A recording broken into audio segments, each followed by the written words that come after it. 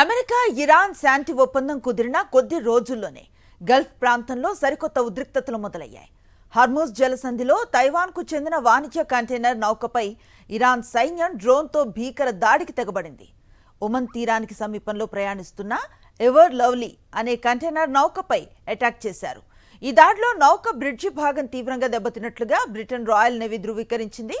Hormuz జలసంధి గుండా వెళ్లే ప్రతి నౌక తమ అనుమతి తీసుకోవటం తప్పనిసరని, ఓమన్ జలాల ద్వారా ప్రత్యామ్నాయ మార్గాల్లో వెళితే సహించేది లేదని ఇరాన్ హెచ్చరించిన కొద్ది గంటల్లోనే ఈ ఘోరం జరిగింది.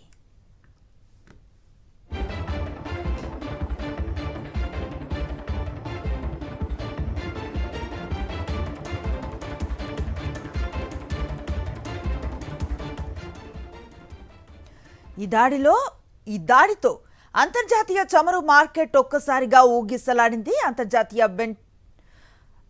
బెంచ్ మార్క్ అయిన బ్రెంట్ క్రూడ్ ధర 2% పెరిగి బ్యారెల్కు $75 చేరుకోగా అమెరికా క్రూడ్ ధర $72 ఎగబాకింది. నెలల తరబడి గల్ఫ్ దేశాల్లో చిక్కుకుపోయిన వందలాది మంది నౌక సిబ్బందిని సురక్షితంగా తరలించేందుకు ఐక్యరాజ్య సమితి సంస్థ IMO చేపట్టిన రెస్క్యూ ఆపరేషన్ను కూడా ఈ దాడి నేపథ్యంలో తాత్కాలికంగా నిలిపివేయాల్సి వచ్చింది.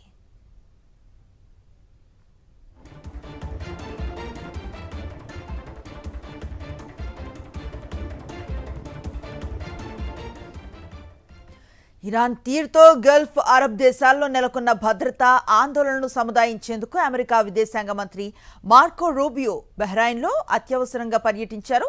గల్ఫ్ కోఆపరేషన్ కౌన్సిల్ ప్రతినిధులతో సమావేశమైన రూబియో ఇరాన్తో కుదిరే ఏ ఒప్పందమైనా మిత్రదేశాల భద్రతను దెబ్బతీయబోదని హామీ ఇచ్చారు.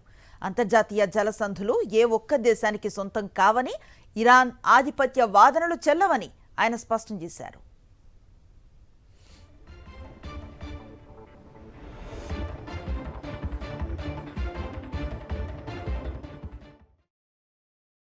మరిన్ని అప్డేట్స్ కోసం ఛానల్ ను సబ్స్క్రైబ్ చేయండి. నోటిఫికేషన్స్ కోసం బెల్ ఐకాన్ పై క్లిక్ చేయండి.